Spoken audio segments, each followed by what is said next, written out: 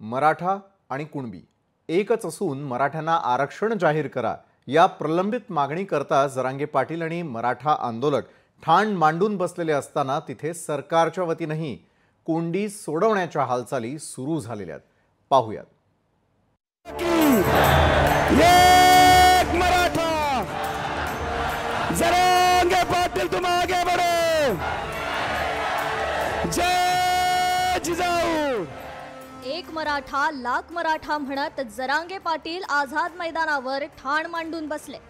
ओबीसीतून मराठा समाजाला आरक्षण देण्याच्या मागणीवर मनोज जरांगे ठाम आहेत। सर्व मागण्या मान्य झाल्याशिवाय माघार घेणार नसल्याची त्यांची भूमिका आहे। तिथं कालप्रमाणेच आजही सकाळपासूनच आझाद मैदानासह सीएसएमटी परिसरातही मराठा आंदोलकांची मोठी गर्दी पाहायला मिळते।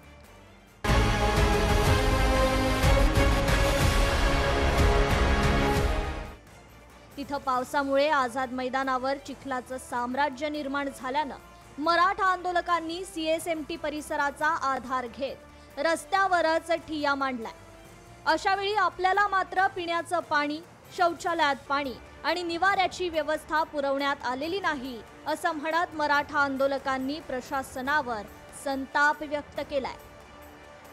एक मराठा लाख मराठा असं म्हणत कालपासून मनोज जरांगे पाटील यांनी आझाद मैदानात ठाण मांडलेला पाहायला मिळतोय। आम्हाला ओबीसी मधनं आरक्षण मिळावं यासाठी ते निर्धार करून या मुंबईतील आझाद मैदानात आलेले आहेत। सर्व मागण्या मान्य झाल्याशिवाय माघार घेणार नाही आणि तीच भूमिका या कार्यकर्त्यांनी देखील घेतली आहे। आंदोलनाच्या दुसऱ्या दिवसाला सुरुवात होताच जरांगेंनी पुन्हा एकदा आपल्या रोषाला वाट मोकळी करून दिली आहे। आम्हाला ओबीसीचं हिरावून काहीही नको, तर आम्हाला आमच्या हक्काचं आरक्षण हवंय असा पुनरुच्चार जरांगे पाटील यांनी केलाय।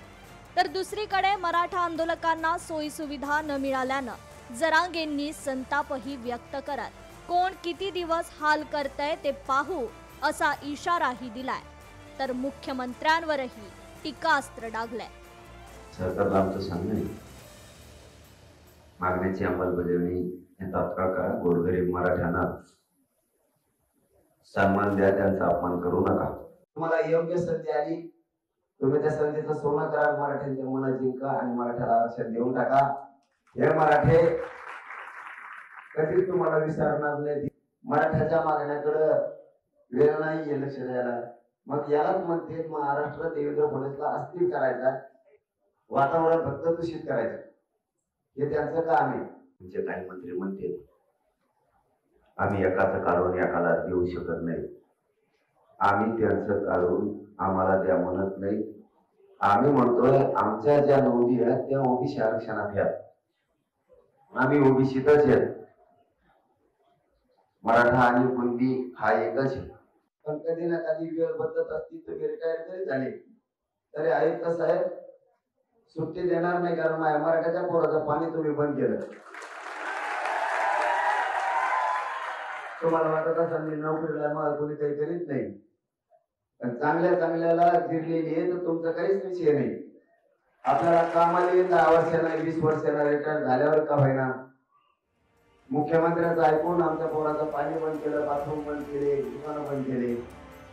एकीकडे या सगळ्या घडामोडी घडत असताना तिथं राज्य सरकारनं मराठा समाजाचं लक्ष वेधण्याचा प्रयत्न केलाय। राज्य सरकारने मराठा समाजासाठी गठीत वंशावळ समितीस मुदतवाढ दिली आहे। राज्यातील मराठा समाजातील पात्र व्यक्तींना कुणबी, मराठा कुणबी आणि कुणबी मराठा जातीचं जात प्रमाणपत्र आणि जात वैधता प्रमाणपत्र देण्यासाठी तालुका स्तरावर तहसीलदारांच्या अध्यक्षतेखाली गठीत वंशावळ समितीस शासनाने 30 जून 2026 पर्यंत मुदतवाढ दिली आहे। दुसरीकडे मात्र मराठा आरक्षण उपसमितीची बैठकही राधाकृष्ण विखे पाटील यांच्या अध्यक्षतेखाली पार पडली आहे। मराठा समाजाला आरक्षण मिळालं पाहिजे असं स्पष्ट करतानाच मराठा आरक्षण उपसमितीची सदस्य जरांगेंशी चर्चा करणार असल्याचं राधाकृष्ण विखे पाटलांनी सांगितलं। अतिशय एक सकारात्मक भूमिका आमची सर्वांची आहे आणि सरकारची सुद्धा या बाबतीमध्ये या प्रश्नाची सोडवणूक झाली पाहिजे हीच भूमिका आहे. या सगळ्या मुद्द्यावर चर्चा करण्यासाठी न्यायमूर्ती शिंदेसाहेब, आमचे विभागीय आयुक्त कोकण, आमच्या समितीचे सदस्य सचिव हे त्यांच्या समेत चर्चा करण्यासाठी जाणार आहेत. मराठा आरक्षण आंदोलनाच्या पार्श्वभूमीवर शहरात कायदा आणि सुव्यवस्थेचा प्रश्न उपस्थित होऊ नये म्हणून मुंबई पोलिसांनी कडेकोट पोलीस बंदोबस्त तैनात केलाय. मराठा आंदोलनात सुरक्षेसाठी 4 सुरक्षा पथक तैनात. मुंबई पोलीस, CISFचे जवान, धडक कृती दलाचे पोलीस आणि CRPFचे जवान सुरक्षेसाठी तैनात करण्यात आले. तेव्हा येणाऱ्या दिवसात आता ही कोंडी कशी फुटते हे पाहणं महत्त्वाचं असणार आहे. ब्युरो रिपोर्ट, लोकशाही मराठी, मुंबई.